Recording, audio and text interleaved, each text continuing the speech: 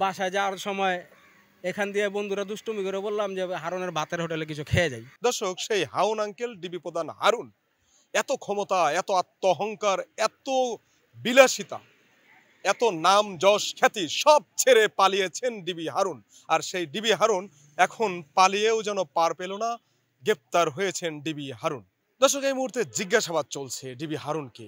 বেশ কয়েকজন কর্মকর্তা, ঊর্ধ্বতন কর্মকর্তা, শুধু হারুন না, বেশ কয়েকজন কর্মকর্তা, মানে ঊর্ধ্বতন কর্মকর্তা, তারাও কিন্তু গ্রেপ্তারের কথা শুনেছি। তাদেরকেও গ্রেপ্তার করে সেনাবাহিনীর অধীনে বিভিন্নভাবে তাদেরকে জিজ্ঞাসাবাদ করা হচ্ছে।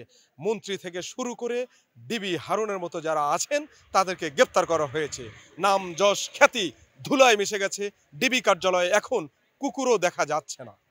যতক্ষণ থাকা যায়, আমরা তো ট্রাফিকের ডিউটি দিতেছিলাম, 4 ঘন্টা 5 ঘন্টা ট্রাফিক ডিউটি দেওয়ার পর বাসায় যাওয়ার সময় এখান দিয়ে বন্ধুরা দুষ্টুমি করে বললাম যে হারুনের ভাতের হোটেলে কিছু খেয়ে যাই।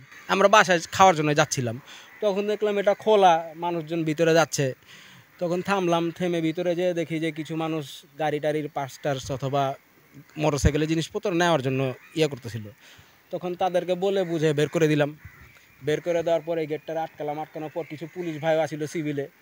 ওনাদের তো আমরা প্রথমে জানতাম না পুলিশ, আইডি কার্ডটার তো কিছু নাই। পরে পরিচয় অনেক কিছু দিল। ওনাদের 2-3 জনের মোটরসাইকেল আছে, মোটরসাইকেলগুলোর কাগজপত্র অথবা চাবি টাবি চেক করে ওনাদেরকে ছেড়ে দিলাম।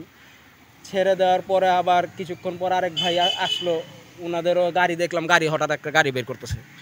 তখন ওদের আইডি কার্ড জিজ্ঞেস করলাম, আইডি কার্ড নাই। পরে একজন গাড়ির ভিতর থেকে আইডি কার্ড বের করে দেখালো। গাড়ির চাবি চেক করলাম, চেক করে ওনাকে ছাড়লাম। এখন এরকম ভিতরে আমরা কাউরে যাইতে দিতেছি না, যাতে কোনো কিছু ক্ষয়ক্ষতি না করতে পারে। আর যারা বের হইতেছে তাদেরও চেক করে করে বের করতেছি।